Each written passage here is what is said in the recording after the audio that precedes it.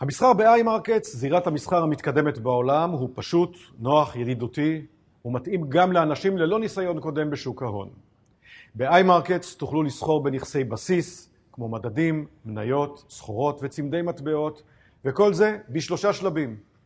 בשלב ראשון נבחר את נכס הבסיס ואת שעת הפקיעה. בשלב שני נבדוק את מגמת השוק ונחליט האם נכס הבסיס אותו בחרנו יעלה או ירד בשעת הפקיעה. בשלב שלישי נגדיר את סכום ההשקעה. בואו ונראה. דוגמה, נניח שנכס הבסיס, בו נרצה לסחור, הוא נפט.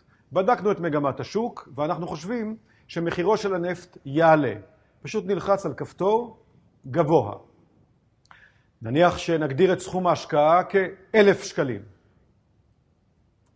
ומחיר הנפט עלה כפי שחזינו. הרווחנו 85% תשואה. חושבים שמחיר הנפט דווקא ירד?